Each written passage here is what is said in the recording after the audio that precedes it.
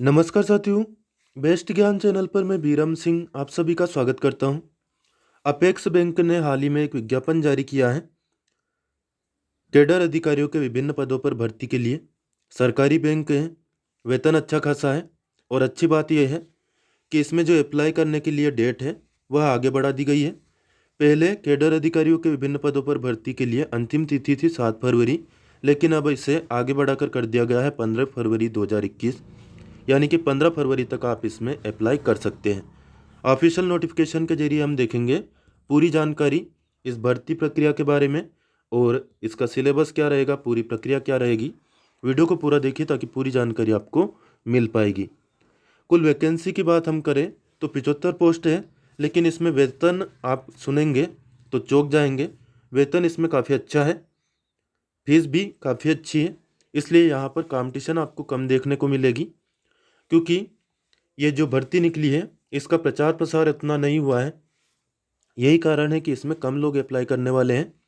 इसलिए यदि आप भी सरकारी नौकरी चाहते हो तो इसमें मैं आपको ज़रूर सुझाव दूंगा कि आप ज़रूर अप्लाई करें। मैं इस पे ज़्यादा एम्फेसिस इसलिए कर रहा हूँ, न मैंने एमपी पुलिस भर्ती के लिए आपको इतना बोला है और ना ही एमपीपीएससी की भर्ती के लिए इतना बोला है, क्योंकि वहाँ पर आपको पदों की संख्या ज़रूर ज़्यादा देखने को मिलती है, लेकिन उसमें कंपटीशन भी इतना गलाकाट होता है कि एक एक पोस्ट के लिए 10-10 हज़ार या कम से कम 1-1 हज़ार फॉर्म डल जाते हैं। लेकिन यहाँ पर आप देख रहे हैं कि 75 पोस्ट है, तो ये मान के चलिए कि ज़्यादा से ज़्यादा इसमें 700-800 फॉर्म ही डलने वाले हैं। तो कंपटीशन यहाँ पर काफ़ी कम है और यदि आप लकी रहे तो लाखों रुपए का पैकेज हर महीने पा सकते हैं, सैलरी क्योंकि इसमें अच्छी खासी है। तो चलिए आगे बढ़ते हैं और देखते हैं खास बातें इस विज्ञापन की और इस वैकेंसी के बारे में। देखिए कुल 75 पोस्ट है। Chief executive officer, general manager 12 post है, manager accounts 30 post, manager administration 30 post और नोडल ऑफिसर की है 3 पोस्ट। अब यहाँ पर हम बात करें कि योग्यता क्या मांगी है, तो चीफ एग्जीक्यूटिव ऑफिसर के लिए योग्यता मांगी है ग्रेजुएट, साथ ही में diploma in cooperative business management ये आपके पास हो, या फिर उसका समतुल्य क्वालिफिकेशन हो तो वह भी चलेगा, या फिर आप चार्टर्ड अकाउंटेंट हो, कास्ट अकाउंटेंट हो, या फिर आपने पोस्ट ग्रेजुएशन किया हो किसी भी डिसिप्लिन में, यानी कि आपके पास एमए, एमएससी, एमकॉम हो तो आप इसमें अप्लाई कर सकते हैं। साथ ही में एक्सपीरियंस मांगा है 8 साल का, लेकिन जो बाद वाली पोस्ट है इसमें एक्सपीरियंस नहीं मांगा है, यह आपके लिए एक अच्छी बात है। देखिए मैनेजर एडमिनिस्ट्रेशन की जो पोस्ट है हमने अभी देखा 30 पोस्ट है, इसके लिए योग्यता मांगा है 2nd class post graduate degree किसी भी डिसिप्लिन में, चाहे आपने आर्ट्स लिया हो, कॉमर्स लिया हो, साइंस लिया हो या इंजीनियरिंग की हो, कोई भी आप इसमें अप्लाई कर सकते हैं। अगली जो पोस्ट है मैनेजर अकाउंट्स कैडर ऑफिसर, इसमें 2nd class post graduate in commerce मांगा है, या फिर आपके पास 1st क्लास ग्रेजुएट हो कॉमर्स में और साथ में हो एमबीए फाइनेंस या अकाउंट्स से होनी चाहिए। अगली जो पोस्ट है नोडल ऑफिसर, इसमें 2nd क्लास पोस्ट ग्रेजुएट मांगा है किसी भी डिसिप्लिन में, तो इसके लिए भी आप अप्लाई कर सकते हैं। यदि आपने पोस्ट ग्रेजुएशन ना की हो, आपका कोई साथी हो, भाई बंधु हो, तो उनको ज़रूर शेयर कर देना, ताकि हो सकता है किसी का किस्मत चमक जाए और आपको ज़िंदगी भर वो याद करे। तो जिसने भी अच्छी पढ़ाई की हो उनको आप ज़रूर शेयर करें, और आप खुद एलिजिबल हो तो फिर मैं नहीं कहूँगा कि आप शेयर करें या ना करें, वह आपकी मर्जी है। लेकिन एलिजिबल ना हो तो आप ज़रूर ऐसे लोगों को यह वीडियो पहुँचाएं जिनके यह काम आ सकता है। कैडर ऑफिसर टोटल जो इसमें वेतन है तो आंखें चौंधिया जाती हैं, इतना वेतन है। देखिए चीफ एग्जीक्यूटिव ऑफिसर का वेतन महीने का रहेगा 1,03,345 रुपये।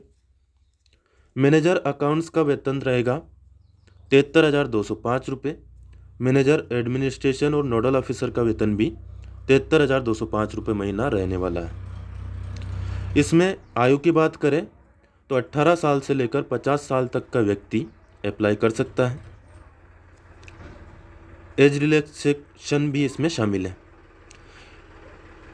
इसका मतलब ये हुआ कि आपकी जन्म तिथि 8 फरवरी 1971 से लेकर 7 फरवरी 2003 के बीच है, तो आप इसमें अप्लाई कर सकते हैं। मैनेजर की पोस्ट के लिए बात करें तो 18 साल से लेकर 35 साल तक का व्यक्ति इसमें अप्लाई कर सकता है। एज रिलैक्सेशन के बाद आपकी आयु 45 साल तक हो सकती है, क्योंकि 10 साल का एज रिलैक्सेशन है। नोडल ऑफिसर की बात करें तो नोडल ऑफिसर के लिए 18 से 35 साल की आयु होनी चाहिए।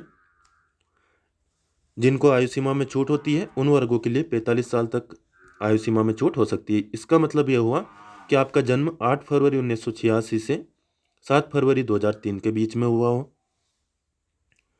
इसके अलावा अपर एज लिमिट जो रहेगी फीमेल कैंडिडेट्स के लिए 10 साल, ये रिलैक्सेशन मध्य प्रदेश के अभ्यर्थियों के लिए रहेगा।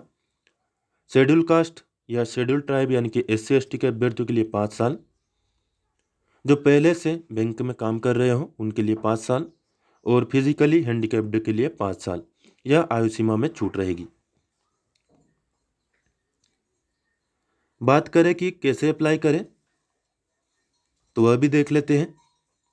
सबसे पहले तो आपको एक फोटोग्राफ चाहिए, साइन किया हुआ पेपर चाहिए, लेफ्ट थंब का इम्प्रेशन लगेगा, और एक हैंड रिटन डिक्लेरेशन। ये सब आपको जहाँ पर भी आप अप्लाई करेंगे, ऑनलाइन अप्लाई हो रहा है वहीं पर मिल जाएगा, जिस भी कंप्यूटर वाले के पास आप जाते हैं या खुद से अप्लाई करते हैं। तो सिग्नेचर आपका जो है कैपिटल लेटर में नहीं होना चाहिए।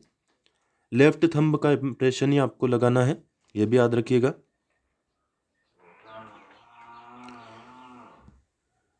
इस प्रकार का आपको एक पैराग्राफ रहेगा जो भरना रहेगा, वह आपको प्रोफार्मा पूरा मिल जाएगा जहाँ से भी आप अप्लाई करेंगे वहीं पर। लास्ट डेट का बिल्कुल भी इंतज़ार न करें, क्योंकि लास्ट डेट में आप अप्लाई करते हैं तो बहुत सारी परेशानियाँ उस दिन होती हैं। तो जैसे ही आपको पता चले आप तुरंत अप्लाई कर दें। अप्लाई करने के लिए अपेक्स बैंक की जो साइट है www.apexbank.in, यहाँ पर अप्लाई ऑनलाइन का ऑप्शन आपको मिल जाएगा, वहाँ से आप अप्लाई कर सकते हैं। IBPS की साइट पर वह पहुँचा देगा। Click here for new registration पर आपको क्लिक करना है और वहाँ से आप फॉर्म भर सकते हैं। अच्छा, क्या क्या लगेगा तो इसमें वह भी हम आगे देखेंगे। आपको जो नाम लिखना है उसके संबंध में भी यहाँ पर जानकारी दी गई है कि कैंडिडेट का जो नाम है और डेट ऑफ बर्थ है वह आपकी 10वीं 12वीं की मार्कशीट के अनुसार हो, या फिर आपका जो वैलिड आइडेंटिटी कार्ड है। एनी चेंज या अल्टरनेशन फाउंड में डिस्क्वालीफाई द कैंडिडेचर, तो इस बात का आप विशेष ध्यान रखें कि बाद में कोई अल्टरनेशन नहीं होगा, कोई चेंजेस बाद में आप नहीं कर पाएंगे। फीस पेमेंट आप ऑनलाइन कर सकते हैं। फोटोग्राफ इमेज के लिए गाइडलाइन दी गई है कि आपका जो पासपोर्ट साइज़ का फ़ोटो आपको लगाना है, डायमेंशन रखना है 200 से 230 पिक्सल, साइज होनी चाहिए 20 KB से 50 KB के बीच में। इसके लिए आप क्या कर सकते हैं, जब स्कैन करें तो DPI रिजोल्यूशन को कम कर लें, साइज कम हो जाएगी। वीडियो में दी गई जानकारी आपको उपयोगी लगे तो प्लीज़ लाइक ज़रूर कर देना और अन्य दोस्तों को भी शेयर कर देना जो भी आपसे जुड़े हों, फेसबुक, व्हाट्सएप, टेलीग्राम, जिस भी माध्यम से, खासतौर पर ग्रुप्स पर। लेफ्ट थंब इम्प्रेशन और हैंड रिटन डिक्लेरेशन के लिए यह साइज का आपको ध्यान रखना है। जब आप स्कैन करें डॉक्यूमेंट को तो रिजोल्यूशन को कम से कम 200 DPI पर रखें और कलर को ट्रू कलर पर सेट करें। JPG या JPG फॉर्मेट चलेगा। डॉक्यूमेंट अपलोड करने के लिए पूरी प्रोसीजर भी विज्ञापन में आपको मिल जाएगी। इस विज्ञापन को आप डाउनलोड कर सकते हैं, लिंक आपको डिस्क्रिप्शन में इसके लिए मिल जाएगी।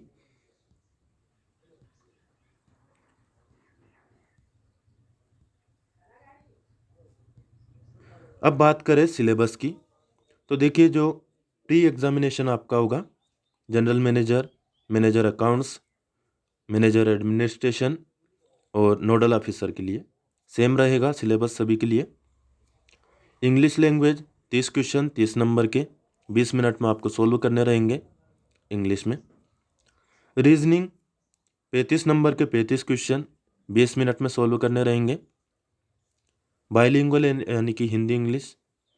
और न्यूमेरिकल एबिलिटी की बात करें तो 35 नंबर के 35 क्वेश्चन ये आपको 20 मिनट में सोल्व करने हैं। तो कुल मिलाकर 1 घंटे में आपको 100 क्वेश्चंस सोल्व करने हैं। और इसके लिए सबसे बेस्ट जो चीज़ है वो है प्रैक्टिस, प्रैक्टिस एंड प्रैक्टिस। तो आप जो IBPS की साइट है वहाँ पर प्रीवियस ईयर के क्वेश्चंस आपको मिल जाएंगे, उनको सोल्व कर सकते हैं। या फिर बाज़ार में आपको कोई बुक मिल जाए तो सोने पर सुहागा हो जाएगा। मेरे ख्याल से इसमें ज़्यादा टाइम आपको नहीं मिलेगा प्रिपरेशन के लिए, इसलिए कोचिंग क्लास आप चाहे तो ज्वाइन कर सकते हैं। ऑनलाइन कोचिंग क्लासेस भी आजकल अवेलेबल है, बहुत सारी कोचिंग क्लासेज है, मैं नाम नहीं लूँगा। चीफ एग्जीक्यूटिव ऑफिसर की बात करें तो जो प्री होगी उसके बाद में मेन एग्जामिनेशन होना है। इसका सिलेबस रहेगा रीजनिंग, इंग्लिश, जनरल अवेयरनेस और क्वांटिटेटिव एप्टीट्यूड। 40 क्वेश्चन रहेंगे 50-50 नंबर के। तो कुल मिलाकर 160 क्वेश्चन रहेंगे 200 नंबर के। और टोटल टाइम आपके पास रहेगा 2 घंटे का। हर एक पेपर को आपको 30-30 मिनट में अलग अलग सोल्व करना है। यहाँ पर यह है कि हर एक टेस्ट आपको पास करना रहता है दिए गए टाइम में। यानी कि रीजनिंग के लिए 40 क्वेश्चन के लिए 50 नंबर के हैं, 30 मिनट में आपको सोल्व करना रहेगा। मैनेजर अकाउंट्स, मैनेजर एडमिनिस्ट्रेशन और नोडल ऑफिसर के लिए जो सिलेबस है उसकी हम बात करें तो इसमें क्वेश्चंस की संख्या ज़्यादा रहेगी। 200 क्वेश्चन रहेंगे 200 नंबर के। और आपको टाइम मिलेगा प्रोफेशनल नॉलेज के लिए 30 मिनट, रीजनिंग के लिए 30 मिनट, इंग्लिश के लिए 30 मिनट, जनरल अवेयरनेस के लिए 20 मिनट, क्वांटिटेटिव एप्टीट्यूड के लिए 30 मिनट। यानी कि एक्स्ट्रा एक पेपर यहाँ पर होगा आपका प्रोफेशनल नॉलेज का। 40 क्वेश्चन 40 नंबर के 30 मिनट में आपको ये बढ़ जाएंगे इन पेपर के लिए। तो इसके लिए टाइम भी 20 मिनट का बढ़ा दिया गया है। 140 मिनट में आपको 200 क्वेश्चंस को सोल्व करना है। बात करें कि प्री में आप क्वालिफाई करने के लिए, मेंस में क्वालिफाई करने के लिए प्री में जो पास होंगे अभ्यर्थी,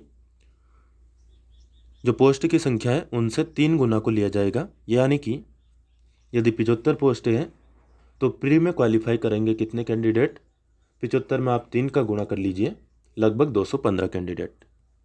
वह सब फिर मेंस एग्ज़ाम देंगे। यहाँ पर नेगेटिव मार्किंग होगी, 1/4 नंबर आपका काट लिया जाएगा एक रॉन्ग आंसर के लिए।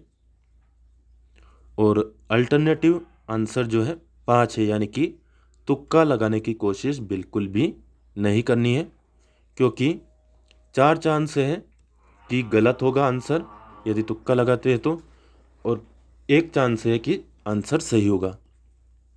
यहाँ पर तुक्का आप लगा सकते हैं यदि 50-50 हो, आपको लगता हो 2 ऑप्शन में से एक सही होगा या फिर दूसरा सही होगा, तो फिर आप उसमें 50-50 कर सकते हैं। मान लीजिए आप 2 क्वेश्चंस में तुक्का लगाते हैं और दोनों में आपको 50-50 आंसर नज़र आ रहा है। देखिए उदाहरण के माध्यम से मैं आपको समझाने का प्रयास करता हूँ।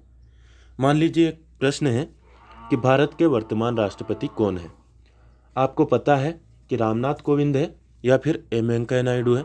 इन दोनों में आपको कन्फ्यूज़न है। बाकी आपको पता है कि नरेंद्र मोदी नहीं है, शिवराज सिंह चौहान नहीं है, मनमोहन सिंह नहीं है। तो आपको आंसर लगाना है।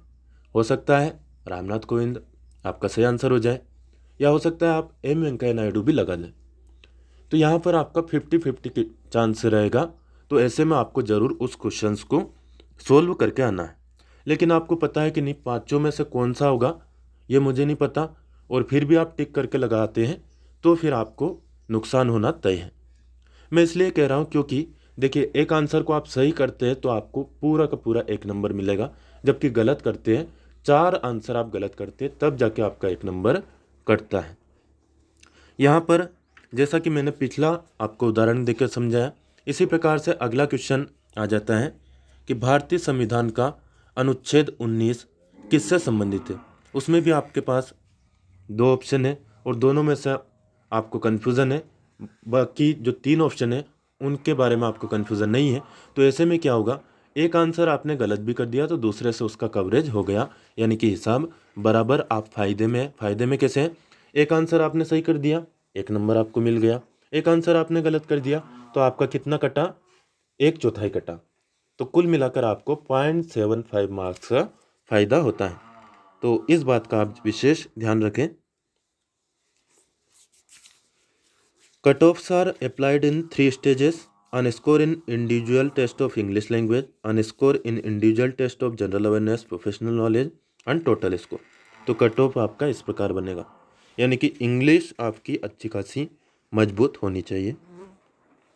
टेस्ट वाइज जो स्कोर होगा वह decimal point up to 2 digit तक गिना जाएगा। कैंडिडेट को मिनिमम 30% मार्क इंग्लिश लैंग्वेज में लाना है, 40% मार्क्स जनरल अवेयरनेस या प्रोफेशनल नॉलेज में लाना है और 40% मार्क फेज 2 में जो आपका एग्ज़ाम होगा उसमें लाना है। तो फेज 2 में आप जो एग्ज़ाम देंगे मेंस में, इतने नंबर आपको कम से कम लाना रहेगा। However, further process will be restricted to up to 3 times of vacancies। 3 गुना ही कैंडिडेट को लेने वाले हैं। आइडेंटिटी वेरिफिकेशन के लिए आप PAN card, passport, driving licence इसमें से कुछ ना कुछ लेके जाएंगे। एग्जामिनेशन सेंटर आपको चुनना है 2 मध्य प्रदेश के और 2 मध्य प्रदेश के बाहर के। जैसे कि एक आपने चुन लिया इंदौर भोपाल, तो दूसरा आपको इलाहाबाद, लखनऊ, अहमदाबाद, नागपुर, पुणे, दिल्ली, इनमें रायपुर, इनमें से कुछ एक चुनना होगा। तो इस बात का आप विशेष ध्यान रखें। इन्होंने हाईलाइट करके दिया हुआ है कि 4 सेंटर एमपी के जो है उनमें से आपको 2 ही चुनना है और 2 एमपी से बाहर के चुनना है, ये अनिवार्य है। तो यह थी दोस्तों महत्वपूर्ण जानकारी इस भर्ती प्रक्रिया के बारे में। वीडियो में दी गई जानकारी उपयोगी लगे तो लाइक, शेयर और सब्सक्राइब करना बिल्कुल ना भूलें। कोई प्रश्न या सुझाव आपका हो कमेंट करके पूछ सकते हैं या बता सकते हैं। फिलहाल इस वीडियो में इतना ही। धन्यवाद। जय हिंद, जय भारत।